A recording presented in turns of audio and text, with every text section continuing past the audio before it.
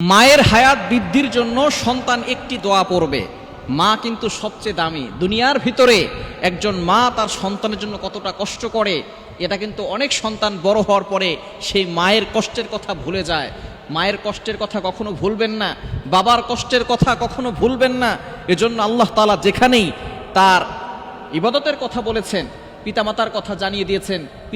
পিতামাতার ইবাদত করতে হবে, পিতামাতার সাথে ভালো ব্যবহার করতে হবে। ইবাদত করার পরের কাজ হচ্ছে পিতামাতার সাথে সুন্দর ব্যবহার করা।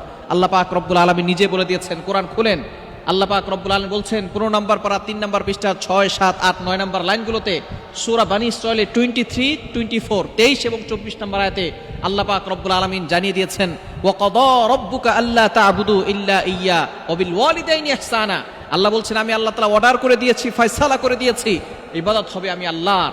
এরপরে বলেছেন ওয়া বিল ওয়ালিদাইনি ইহসানা, good dealings with parents, good behaviour with parents. পিতামাতার সাথে ভালো ব্যবহার করতে হবে, পিতামাতার সাথে কখনো খারাপ ব্যবহার করবেন না। সুতরাং আমরা সকলেই চাই মায়ের হায়াত যাতে করে বৃদ্ধি হয়। কেননা মা যদি সন্তানের জন্য দোয়া করে, বুলেট মিস হতে পারে, মিসাইল মিস হতে পারে, কিন্তু মায়ের দোয়া কখনো মিস হতে পারে না।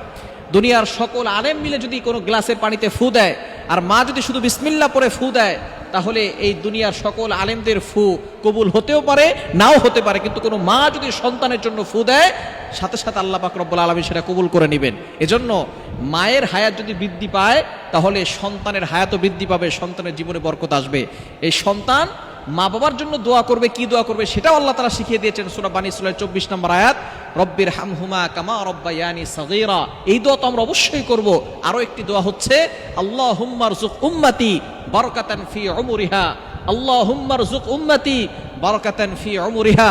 আপনি আল্লাহর কাছে দোয়া করছেন, আল্লাহ আমার মায়ের বয়সের ভিতরে বরকত দিয়ে দেন, আমার আম্মার বয়সটাকে আপনি বাড়িয়ে দেন, তার হায়াতের ভিতরে আল্লাহ আপনি বরকত দিয়ে দেন। এই দোয়া যখন আপনি করবেন, মায়ের দোয়া যেমন আল্লাহ পাক রব্বুল আলামিন কবুল করেন, কোন সন্তান যদি তার মায়ের জন্য দোয়া করে, সেই দোয়া আল্লাহ তাআলা কবুল করে নেন। সুতরাং মায়ের হায়াত বৃদ্ধি করার জন্য এই দোয়াটা বেশি বেশি পড়বেন।